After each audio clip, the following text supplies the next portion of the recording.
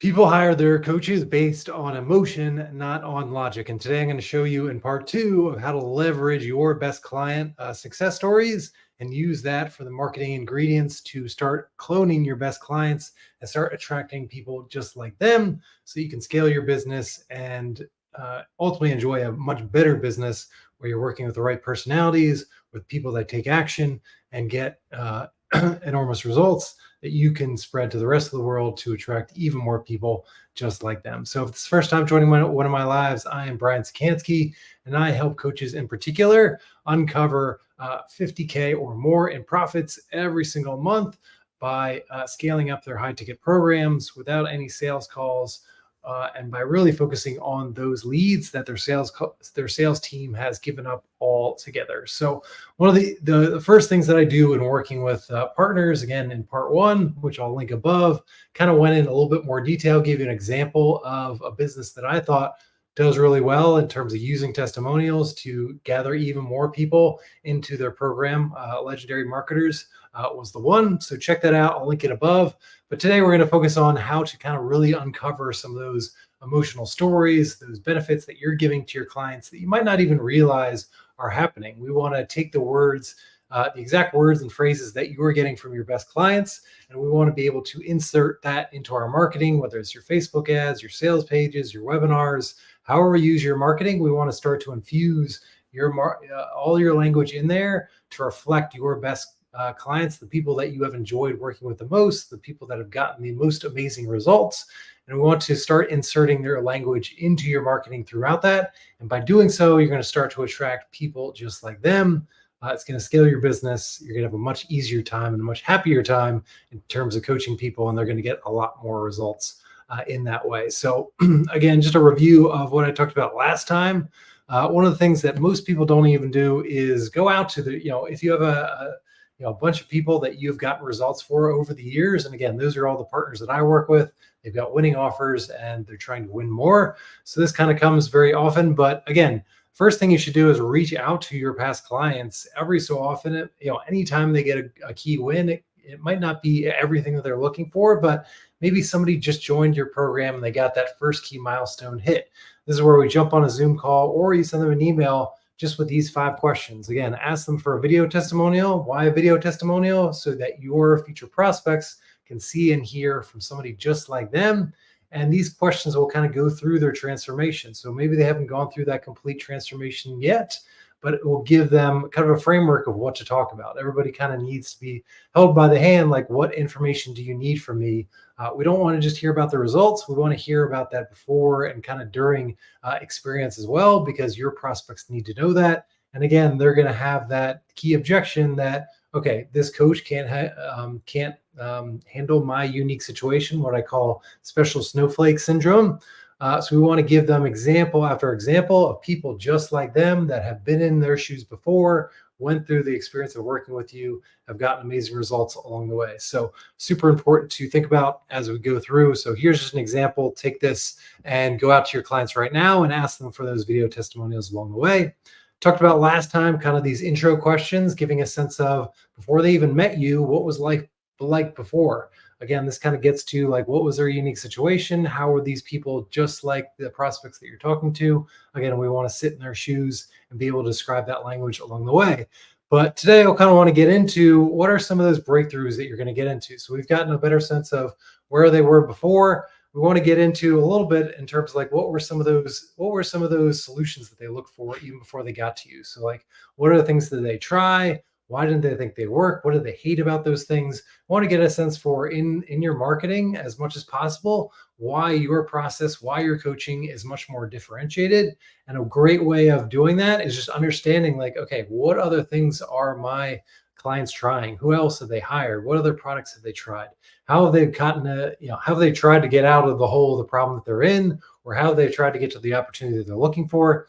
Again, really important to kind of understand that. It's going to make it really easy to kind of differentiate your product and make it easier for people to find you. And again, you can speak to, especially for those best clients that you're looking to clone, you can say, like, I know you've tried this, I know you've tried this, and this hasn't worked for this reason. And that's why I built a program that is kind of built to handle some of those deficiencies, handle all those things that you hate. Here's why my process is better.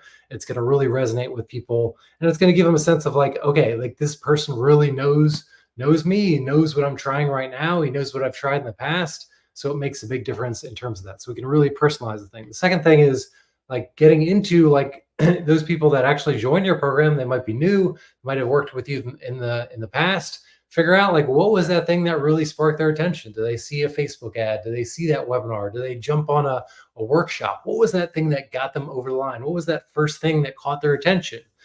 It might be something that you didn't even recognize, that it's something, a small part of your marketing that you didn't even spend any effort on whatsoever. It might be that one thing that gets them over the line. So really important to understand like what are the parts of the marketing that are really resonating with people and getting them on the line. What are those things that they're noticing?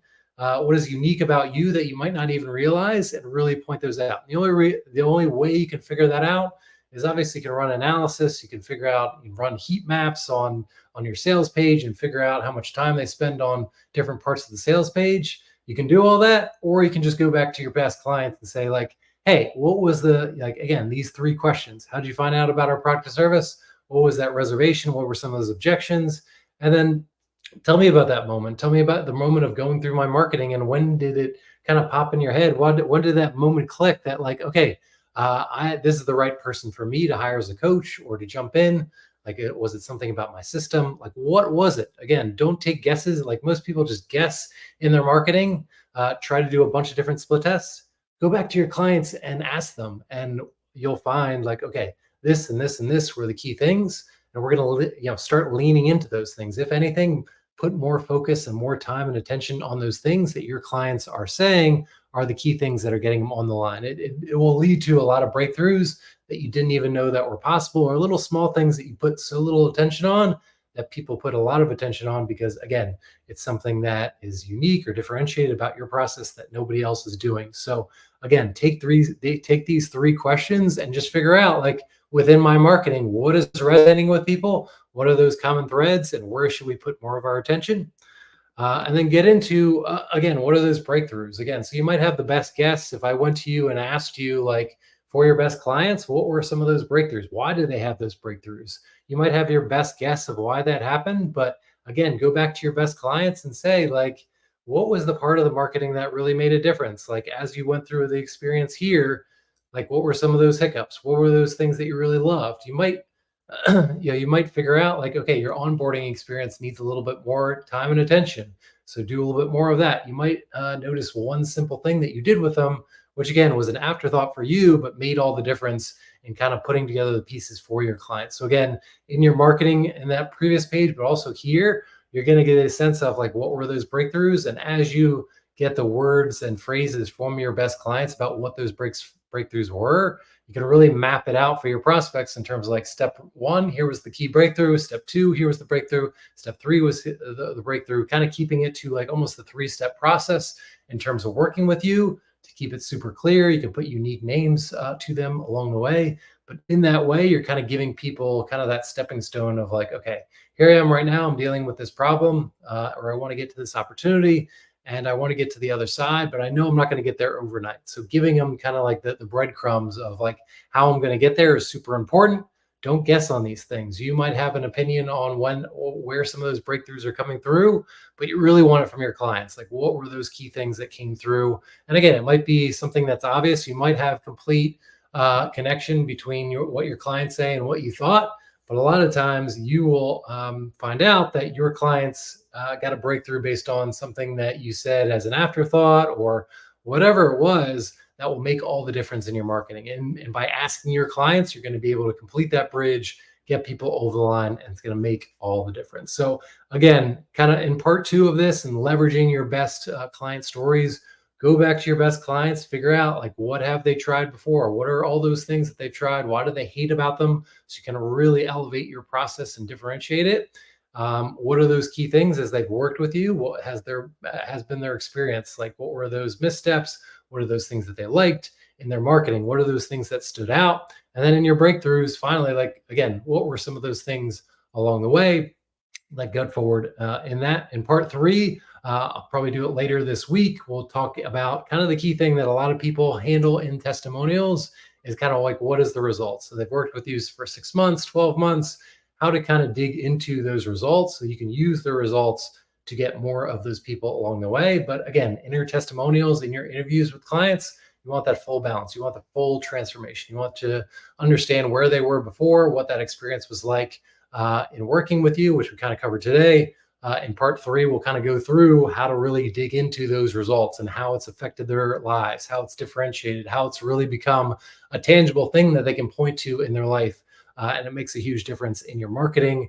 It's something that you can really copy and paste into your headlines, into your Facebook ads, and you'll see an immediate jump in terms of those conversions because you're speaking even more specifically to the people that you want the most and kind of disqualifying people along the way. So take these three suggestions. Again, part three coming up in a few days or maybe even tomorrow. So join me for that. If this has been helpful, let me know by hitting that like button. If you're watching on YouTube, hit that subscribe button, that notification bell, and let me know in the comments below, like what have been some of your key breakthroughs in working with clients along the way, and how have these questions, especially as you institute them, have been helpful in kind of uncovering things, especially from a marketing perspective. I think that's where you're going to get a lot of key insights in terms of like, okay, here's where my clients are telling me they're seeing, that one thing in my marketing that put them over the map I didn't even realize. So put those in the comments below as you get them, and I'll see you on a future live.